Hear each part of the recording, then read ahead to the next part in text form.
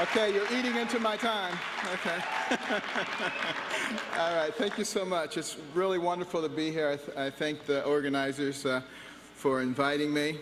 And thank you, Eric, for what you said. You made it unnecessary for me to talk about political correctness. Enough said. I want to talk a little bit about what's logical and what's common sense today, because we don't hear a lot of that.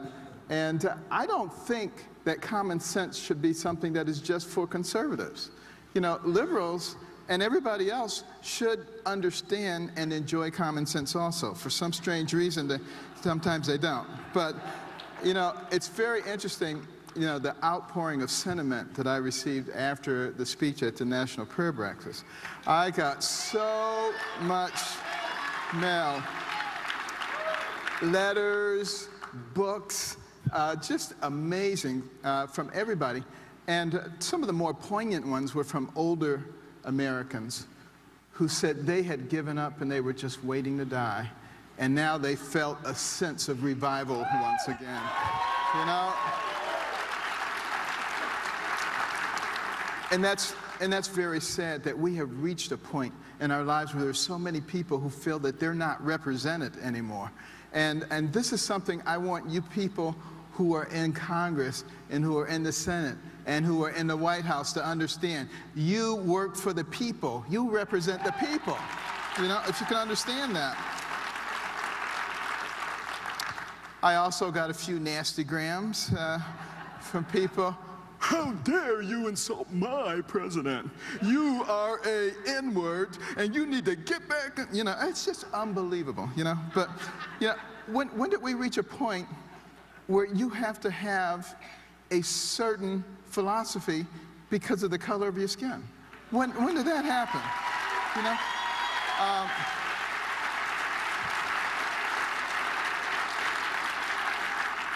You know, a reporter once asked me why I didn't talk a lot about race. And I said, because I'm a neurosurgeon. And they thought that was pretty strange. And I said, you see, when I take someone to the operating room and I cut the scalp and peel it down and take off the bone flap and open the dura, I'm operating on the thing that makes that person who they are. The cover doesn't make them who they are. When are we going to understand that?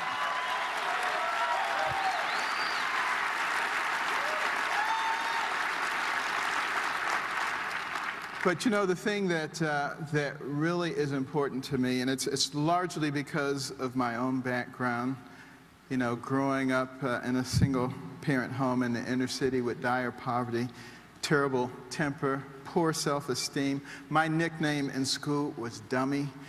And, you know, it was because I had a mother who believed in me. And she was always saying, Benjamin, you're much too smart to be bringing home grades like this. I brought them home anyway, but she was always saying that, you know.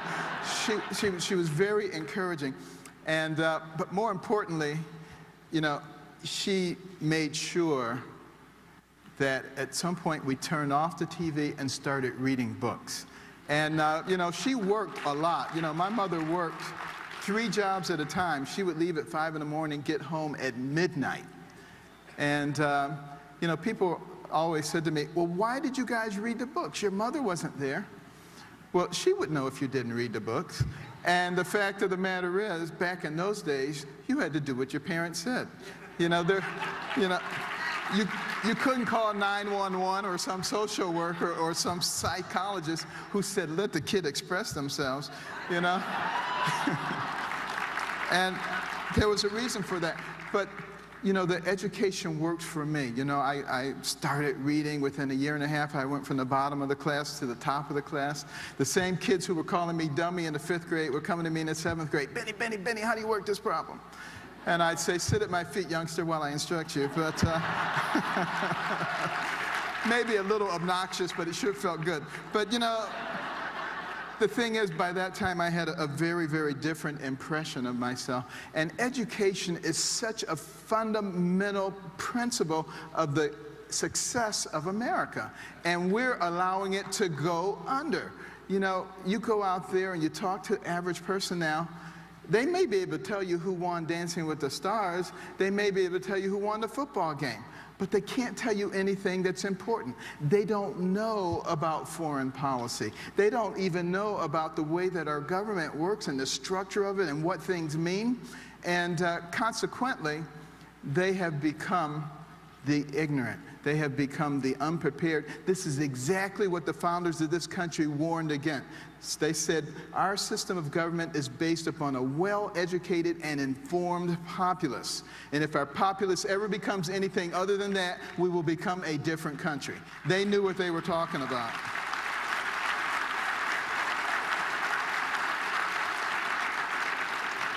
And as witness to that fact, Congress has a 9% approval rating, and yet we return to people at a rate of 90% to Congress. Now, what does that tell you? It tells you that people go in the voting booth and they say, there's a name I recognize. I'm going to vote for that one. You know, they have no idea whether that person represents them or not. And what I'm saying to people, the people of America today, is that we are responsible. This is a country that's for of and by the people, not for of and by the government. And if we turn it over to them, we cannot complain about what they're doing, because this is the natural course of men, and we have to hold their feet to the fire.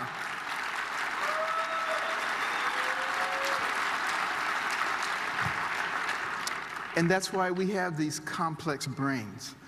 And I don't say this just because I'm a neurosurgeon. The brain is the most complex and phenomenal organ system in the universe. Your brain, billions and billions of neurons, hundreds of billions, even trillions of interconnections. The number of interconnections you have rivals the national debt. I mean, it's an amazing amount. And it has the ability to remember everything you've ever seen, everything you've ever heard. Your brain can process more than 2 million bits of information in 1 second. And the reason that human beings have these gigantic frontal lobes is because we're the creatures that have the ability to extract information from the past, integrate that with information of the present, and project that into the future, which means we can be proactive, we can plan, we can strategize. We don't have to just react. And yet, that's what animals do, react. And a lot of people today have decided that they rather react like animals rather than planning and strategizing. And this is what we've done now. We're reacting to, you know, what we see as our fiscal woes without planning for the future, without really caring about what is happening to the next generation. And you don't have to be a brain surgeon or a rocket scientist to understand that if we continue to spin ourselves into oblivion, we are going to destroy our nation. You know, if I were trying to destroy this nation, if you just, let's say you magically put me, you know, into the White House, and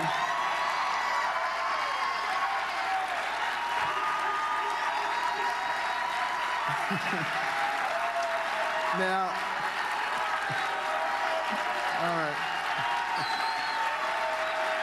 all right, I take it back.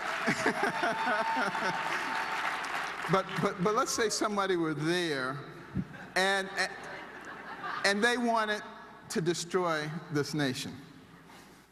What would you do? Let me tell you what I would do. First of all, I would create division among the people.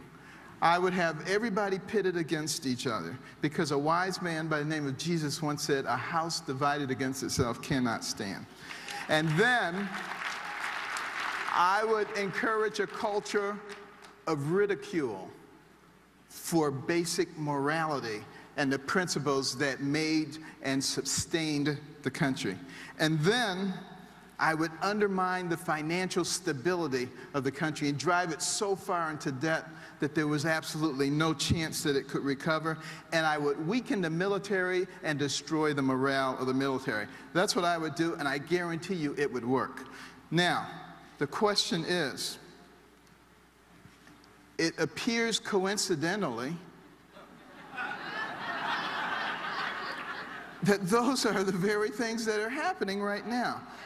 And the question is, how do we stop it? Can we stop it? Or must we inexorably followed the same kind of path that other pinnacle nations have followed before their destruction, because all of those things that I just mentioned are the things that happened to other pinnacle nations before their fall. And, you know, this is not something that has just started in the last 4 or 5 years. This has been going on for quite some time now. So let's not lay all the blame on any one particular person. But the fact of the matter is, we all have a responsibility to recognize what is going on and to use our influence to correct some of these things. You know, one of the things that my wife and I have done is, you know, I go into the schools and we see all these trophies, all-state basketball, all-state wrestling, all-state this, that, and the other. The quarterback was the big man on campus. What about the academic superstar? What did they get? You know, a National Honor Society pin, pat on the head, they're a little nerd, you know. Nobody really cared about them. And, you know, I was aware of a survey that was done in 22 countries looking at the ability of 8th grade equivalents to solve math and science problems. We were one of the 22 countries, and we came in number 21 out of 22, barely beat out number 22. And I was devastated, and I said, we've got to do something about this. And we can't wait for the government to do something about this. We, as the private sector, have got to do something. So we started giving out scholarships out of our own pocket to children from all backgrounds who achieved at the highest possible levels academically and also demonstrated humanitarian qualities, that they cared about other people. And we gave out our first 25 scholarships 17 years ago, and just in the state of Maryland. And now, today, we have over 5,000 scholars in all 50 states. And these are incredibly bright young people. And in fact, just yesterday, I found out that one of our scholars was accepted into the neurosurgery residency at Johns Hopkins. So, fantastic. But the other component of the program is we put in reading rooms. And in that case, we particularly target Title I schools, where a lot of the kids come from homes with no books, and they go to schools with no libraries. Those are the ones who drop out of school. We have a 30% high school dropout rate. We really can't afford that. So we create these rooms that no kid could possibly pass it up. And they get points for the number of books they read, and they can trade them in for prizes. And in the beginning, they do it for the prizes, but after a while, it begins to translate into much better academic performance, and that's really the goal. Because you see, we can't afford to throw any of those young people away, because for every one of those young people we keep from going down that path of self-destruction, that's one less person that you have to protect yourself and your family from, one less person you have to pay for in the penal or the welfare system, one more tax-paying, productive member of society who may discover a new energy source. We need all of them.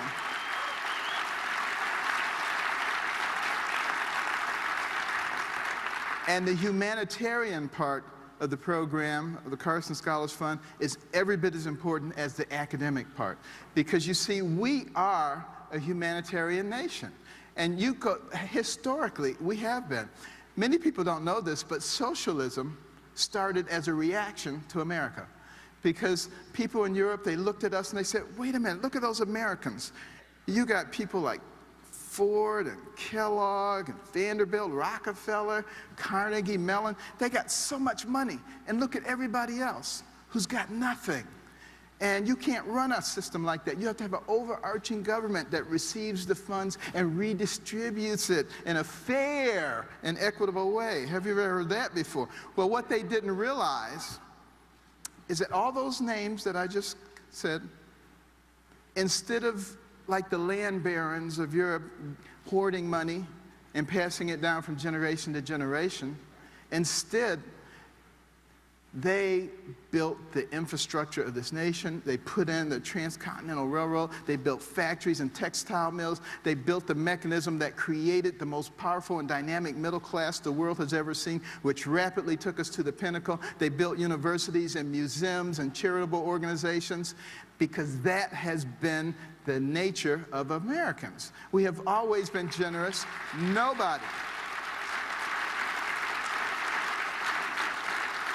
Nobody is starving on the streets. We've always taken care of them. We have churches, which actually are a much better mechanism for taking care of the poor, because they are right there with them.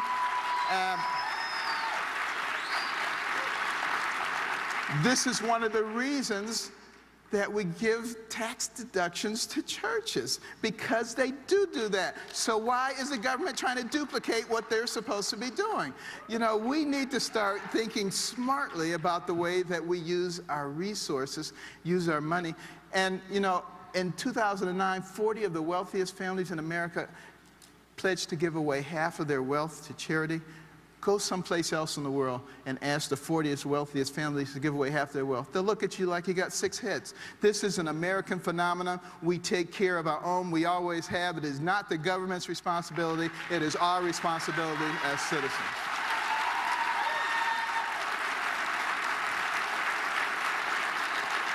And then, as long as we're talking about fairness, let's talk about taxes.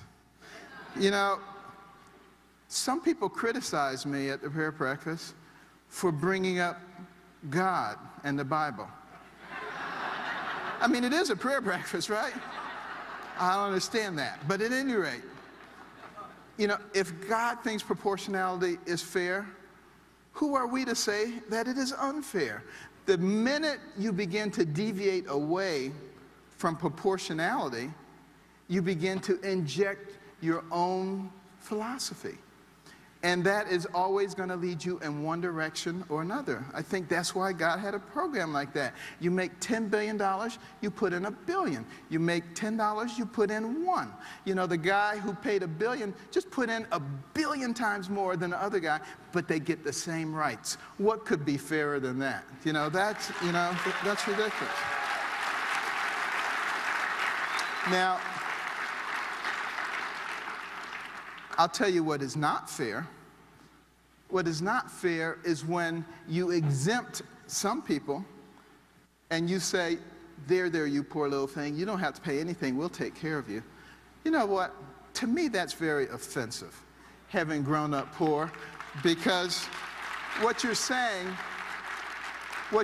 is that I, the superior elite one, will take care of you. Why? Because you see, that superior elite group needs to be superior and elite. And they can't be superior and elite unless you have a whole bunch of people down there groveling around. So you keep them down there by feeding them. You know?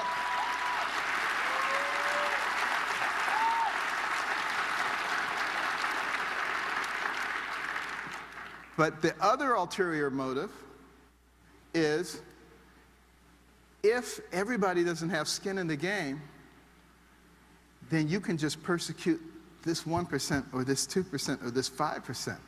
If everybody has skin in the game, you have to be responsible. Because if you come talking about raising taxes, you're raising taxes on everybody, you better have a darn good reason. Doesn't matter about 1 or 2%, but it really matters about everybody.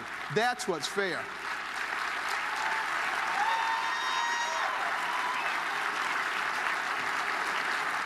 And then, just briefly, I don't have time to really go into it, but let me tell you something.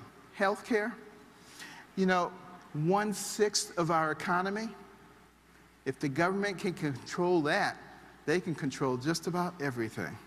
We need to understand what is going on, because there are much more economic models that can be used to give us good health care than what we have now. And we were asleep at the wheel to let it happen, but we have to find a way still to make it work. And if we have to work within the framework of the Affordable Health Care Act, fine. If we can find a way to defund it, fine. But we have to find more efficient ways. Think about this. 80% of the encounters between a patient and a healthcare provider could easily be handled by a health savings account. 80% of the encounter, without the need to insinuate a third party or bureaucracy, which sucks out at least a third of the money. And, you know, there are ways that we can do this. We can use bridge insurance and catastrophic insurance. You know, some of the, I don't want to call them morons, but it's something similar to that, you know, who say, well, Carson just talks about HSAs. How are you going to pay for it? How are you going to have catastrophic health care? Read the book. Read the book, America the Beautiful, and some other things that I've written. It'll show you how to do that. But obviously, I'm thinking about those things. I mean, it just, I don't know, it's almost laughable, some of the things that I hear people say who criticize you. They say, he's a neurosurgeon, so he couldn't know anything about economics. It's not brain surgery.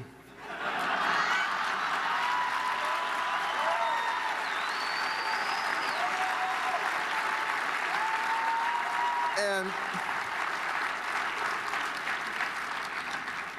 I can tell you this much, even as a lowly brain surgeon, if you have the highest corporate tax rates in the world, then of course corporations are going to have money elsewhere.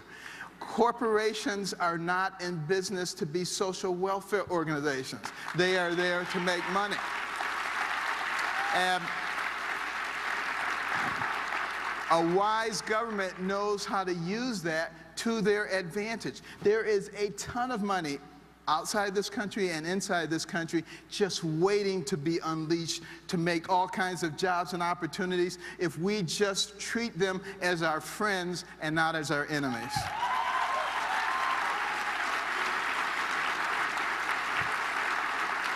And finally, we have to resist this war on God. You know, I mean, people don't want to talk about God, and don't you ever dare mention Jesus Christ. And this is supposed to be a country where we have freedom of religion and freedom of speech. You know, it is absolutely absurd. Let's let everybody believe what they want to believe. And that means PC police. Don't you be coming down on the people who believe in God and who believe in Jesus. If they want to put something out that shows their belief, they have every right to do that. And we need to know, we need to understand that we are not each other's enemies in this country. And it is only the political class that derives its power by creating friction. It is only the media that derives its importance by creating friction, that uses every little thing to create this chasm between people. This is not who we are. We have much more in common with each other than we have apart. And we have to be smart enough to understand that. And we have to live by godly principles of loving your fellow man, of caring about your neighbor, of developing your God-given talents to the utmost so that you become valuable to the people around you, of having values and principles that guide your life. And if we do that, not only will we remain a pinnacle nation, but we will truly have one nation under God, indivisible, with liberty and justice for all. Thank you very much.